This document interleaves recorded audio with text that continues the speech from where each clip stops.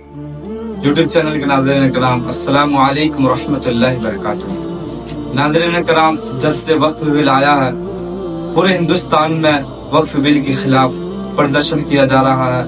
ہر طرف سے وقف بل کے خلاف آوازیں اٹھائی جا رہی ہیں اور بڑے بڑے علماء کرام، مفتیان کرام بھی اس کے بارے میں بولے ہیں۔ مفتی سلمان اظہری وقف بل کے تعلق سے کیا کہتے ہیں، آئیے سنتے ہیں، ویڈیو دیکھتے ہیں۔ حالات زمانہ کے اعتبار سے اور ہماری حالتوں کے اعتبار سے ایک بہت ہی عمدہ شعر ہے جو بالکل صادق آتا ہے۔ قوت فکر و عمل پہلے فنا ہوتی ہے، قوت فکر و عمل پہلے فنا ہوتی ہے جب کسی قوم کی شوکت پہ زوال آتا ہے۔ یوں ہی کوئی قوم نہیں مرتی، کسی قوم کے اوپر زوال آتا ہے تو سب سے پہلے اس قوم کے اندر سوچنے سمجھنے کی صلاحیت ختم ہو چکی ہوتی ہے، تب جا کر کے زوال آتا ہے۔ آج اس شعر کو میں پڑھتا ہوں تو محسوس ہوتا ہے کہ ہماری قوم پر یہ شعر صادق آتا ہے۔ قوت فکر اور عمل یہ پہلے رخصت ہو گئی ہے، جس کی وجہ سے یہ زوال آ رہے ہیں۔ لوگ اب حادثوں پر بیٹھ کر کے چرچا کرتے ہیں، حادثہ ہونے سے پہلے جو فکر ہونی چاہیے وہ مفقود ہے۔ گھر جلنے کے بعد پھر میٹنگ کرنے کا مطلب کیا ہے؟ اس سے سیفٹی کے لیے پہلے سے انتظامات ہوں تو اس کو لائق و فائق اور دانش مندی سمجھا جائے گا۔ آج کے وہی حالات ہیں میرے عزیزوں۔ آپ کو پتہ ہے کچھ قومیں ایسی ہیں جو فیوچر پلاننگ کے لیے 100 سال کے بعد کا سوچتی ہیں، جبکہ یہ اسلام کا حصہ تھا۔ نبی کونین صلی اللہ علیہ وسلم نے 1400 سال بعد ہونے والی چیزوں کی پیشین گوئی فرمائی کہ نہیں فرمائی؟ اللہ کے نبی صلی اللہ علیہ وسلم نے 1000 سال بعد پیدا ہونے والی چیزوں کو پہلے سے بتایا تھا کہ نہیں؟ یہ ساری چیزیں نبی آخر الزمان صلی اللہ علیہ وسلم نے جو بتایا، مطلب یہی تھا کہ اس وقت کے لوگوں کو ضرورت تو نہیں تھی ان حالات کی، پھر بھی حضور ان کو بتا رہے تھے، صحابہ کو۔ آج جو چیزیں پیدا ہونے والی ہیں وہ رسول پاک کو پتا تھا، 1000 سال بعد ہونے والی چیزیں، لیکن اس وقت کے صحابہ کو یہ باتیں کیوں بتائی جا رہی تھی؟ ان کے حالات تو اس وقت کے نہیں تھے ویسے۔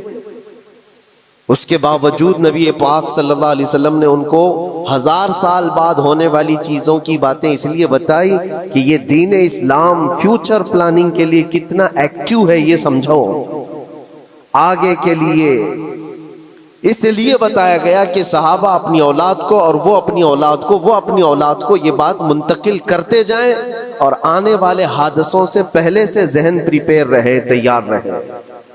دجال کے فتنے کا ذکر کتنی مرتبہ حدیث پاک میں آیا، امت کو نبی پاک صلی اللہ علیہ وسلم نے یوں ہی نہیں چھوڑ دیا۔ دجال کا فتنہ آئے گا، یاجوج ماجوج کا فتنہ آئے گا، یہ ساری چیزیں بتائی گئی کہ نہیں؟ ہر مسلمان تقریباً جانتا ہے آخر زمانے میں ایک بہت بڑا فتنہ دجال کی صورت میں ظاہر ہوگا۔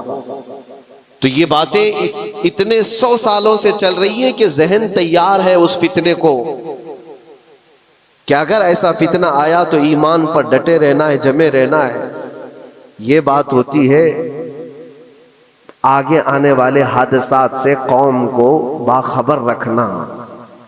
آج جو حالات ہیں، جب کبھی کوئی چیز لٹ جائے تو سارے لوگ سڑکوں پر آ جائیں گے یا پھر کسی نشستگاہ پر بیٹھ کر کے رات بھر میٹنگ کر کے چلے جائیں گے۔ یہ حادثے ہونے کے بعد کے جو حالات ہیں یہ وہی چیزیں درشا رہی ہیں کہ قوت فکر و عمل فنا ہو گئی ہے۔ قیادت ہمارے ہاں مفقود ہے، کسی ایک قائد کے تحت کوئی ساری قوم آنا نہیں چاہتی۔ آپ کیا سمجھتے ہیں کہ جو ہمارے ساتھ حالات پیش آ رہے ہیں، کبھی مسجدوں کو لے کر، کبھی خانقاہوں کو لے کر، کبھی بزرگوں کے نام کو لے کر، اب ہمارے وقف کی جائیداد کو لے کر، یہ سارے جو معاملات ہیں یہ اچانک آنے والی چیزیں نہیں ہیں۔ بھانپ لیا گیا ہے تمہاری پوری طبیعت کو، تمہارے مزاج کو، کہ فکر و عمل کی قوت ان کی ختم ہو چکی ہے۔ ان کو 2 چند چیزوں میں ہی راضی کیا جا سکتا ہے۔ دنیا یہ سمجھ رہی ہے، جس کی وجہ سے کھلواڑ پر کھلواڑ ہوتے چلے جا رہے ہیں۔ اور ان کو یہ بھی پتہ ہے کہ یہ کچھ نہ کر سکیں گے۔ میرے عزیزو، آپ نا امید اور مایوس نہ ہو کہ ہم سے کچھ نہیں ہوگا۔ اللہ کریم چاہے تو ایک بندے سے بھی پوری دھرتی پر زلزلہ لا سکتا ہے۔ اللہ کریم کی ذات پر یقین اور توکل رکھو۔ سرکار غریب نواز ہندوستان آئے تھے تو بہت بڑی فوج لے کر نہیں آئے تھے، اللہ کی ذات پر بھروسہ کر کے آئے تھے، اور 90 لاکھ لوگوں کے دلوں میں چراغ اسلام جلا دیا تھا۔ وہ یقین اور توکل کے ساتھ آئے تھے۔ آج لوگوں کے دلوں کے اندر جو مایوسی اور نا امیدی ڈالی جا رہی ہے کہ کچھ ہوگا نہیں، ابھی کچھ کرنے سے کچھ نہیں ہوگا، یہ نا امیدی اور مایوسی تمہاری طبیعت میں کیوں آئی؟ کیا تمہارا رب تبارک و تعالیٰ کی ذات پر یقین کمزور ہو گیا؟ اگر یہ اس طرح کی بیماری آئی ہے تو پھر بدر پڑھ لینا۔ جب رسول پاک صلی اللہ علیہ وسلم کے ساتھ وہ صحابہ جا رہے تھے، ان کو اچھی طرح پتا تھا کہ سامنے آنے والی فوج کتنی طاقت لے کر آ رہی ہے۔ 1000 لوگ آ رہے ہیں، ہاتھی گھوڑے ان کے پاس، ہتھیار اور اسباب ان کے پاس ہے، کھانے پینے کی مزے کی ساری چیزیں لے کر کے آ رہے تھے مکہ والے، اور ادھر صحابہ ننگے پیر ہیں۔ 313 کے پاس 4 گھوڑے ہیں، پیدل چلے آ رہے ہیں، چھاؤں لینے کے لیے کوئی جگہ تک نہیں ہے ان کے پاس۔ ایک کھجور کسی کے پاس ہو تو 10 لوگ اس پر اکتفا کر لیں، فاقے پر فاقہ کرنے والے وہ صحابہ۔ لیکن انہوں نے یہ نہیں کہا کہ اللہ کے نبی صلی اللہ تعالیٰ علیہ وسلم سے کہ ہمارے پاس اسباب کی کمی ہے، ہتھیار کی کمی ہے، کچھ نہیں، ہمارے پاس سواری نہیں ہے۔ بغیر سواری کے 180 کلومیٹر مدینے سے چل کر کے وہ بدر پہنچے تھے، بدر تک پہنچے تھے، اور اس وقت اپنی ساری محنتیں، اپنی ساری قوتیں انہوں نے زمین پر لا کر رکھ دی۔ پھر بدر کے میدان میں جب پہنچے تب اللہ کریم کی بارگاہ میں دعا کیا تھا میرے مصطفیٰ نے، اے اللہ اگر اس نہتی قوم کو تو نے فتح نہیں دی تو پھر قیامت تک اس روئے زمین پر سجدہ کرنے والا کوئی نہیں ہوگا۔ یہ محبوبانہ انداز تھا میرے مصطفیٰ کا۔ وہ دعا مدینے میں بیٹھ کر کے بھی تو کر سکتے تھے۔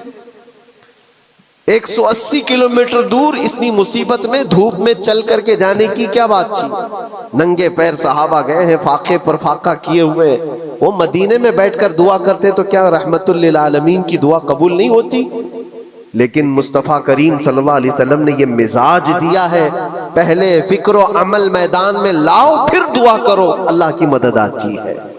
یہاں ہم بیٹھ کر کے یہیں سے دعا کرتے ہیں، کچھ کرنا نہیں ہے، بدلنا نہیں ہے، اور فکر و عمل کو لانا نہیں ہے، تو پھر صرف یہاں بیٹھ کر کے دعا کرنا، یہ تو میرے عزیزوں عورتوں کو اس سے ذمہ داری دی گئی ہے کہ تم میدان عمل میں آ نہیں سکتی، تم اپنے گھروں سے دعا کرو اپنے بھائیوں کے لیے۔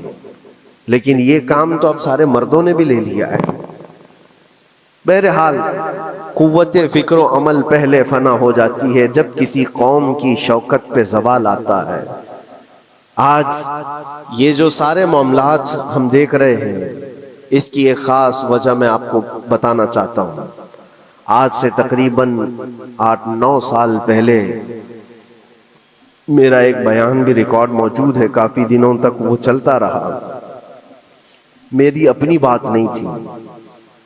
سراج الامہ امام غزالی رحمۃ اللہ تعالی علیہ، انہوں نے لکھا تھا کہ امت پر اگر ایک ایسا وقت آ جائے جب ان کے سامنے ان کے نبی کو گالیاں دی جا رہی ہیں اور امت کچھ نہ کرے، تو پھر وہ انتظار کرے کہ عنقریب وہ وقت بھی ان کے اوپر آنے والا ہے جب ان کی ماؤں، بیٹیوں اور سب عزتوں کو بازار میں نیلام کیا جائے گا اور یہ کچھ نہیں کر سکیں گے۔ وہ دن آ جائیں گے۔ بیسک وجہ وہاں سے شروع ہوئی کہ لوگ اپنے عیش و عشرت میں کچھ کمی نہ کر سکے، بارگاہ مصطفیٰ صلی اللہ علیہ وسلم کی گستاخیاں کھلے عام ہوتی رہیں، اور اس پر ہم لوگ جس طرح کے حالات دیکھتے رہے۔ بہت سارے لوگ تو مجھ کو یہ کہتے تھے، مجھ سے یہ کہتے تھے، کیا ضرورت ہے آپ کو بولنے کی، حالات دیکھ نہیں رہے آپ؟ ظالمو، تم کو اگر کوئی چھوٹی سی ماں کی گالی دے دے تو تم بپھر جاتے ہو اور اس کے اوپر آسمان توڑنے کی بات کرتے ہو، اور ہم اپنے نبی پاک صلی اللہ علیہ وسلم سے کروڑوں ماؤں سے زیادہ محبت کرتے ہیں۔ اس رسول پاک صلی اللہ تعالیٰ علیہ وسلم پر کوئی بھونکتا رہے اور اس کا جواب نہ دو، تم یہ کہتے ہو مصلحت ہے، حالات ایسے ہیں۔ تو پھر اپنا یہ لباس بدل دینا چاہیے، اپنا نام بدل دینا چاہیے، پھر اس دائرہ اسلام میں رہ کر کے مطلب کیا ہے؟ اسی لیے اقبال نے 100 سال ناظرین کرام، مفتی سلمان اظہری نوجوانوں کو یہ اشارہ کرنا چاہتے ہیں، یہ جو زوال آیا ہے، یہ زوال بس اس لیے ہے کہ جب نبی صلی اللہ علیہ وسلم پر گستاخی کی گئی، ان کی شان میں توہین کی گئی، ان کی شان میں، تو ہم لوگ خاموش تھے. اور آنے والے وقت میں ایک ایسا بھی وقت آنے والا ہے جو ہمارے گھروں کی عزتوں کو بازاروں میں نیلام کیا جائے گا، لیکن ہم چاہتے ہوئے بھی نہیں کچھ بات کر پائیں گے. تو ہمیں وہ کہہ رہے ہیں کہ یہ عورتوں کا کام ہے کہ وہ گھروں میں بیٹھ کر صرف دعائیں کریں، مردوں کا کام نہیں ہے. مردوں کا کام ہے کہ میدان میں وہ آئے، میدان میں آئے اور مردوں کا کام کریں. تو ہمیں اس وقت جاگنا چاہیے ہر مسلمانوں کو، اور اپنے دین کے لیے کچھ نہ کچھ کرنا چاہیے. اللہ تبارک و تعالی ہر مسلمان کی حفاظت عطا فرمائے، ہماری عبادت گاہوں کی حفاظت عطا فرمائے. آمین ثم آمین. السلام علیکم ورحمۃ اللہ وبرکاتہ.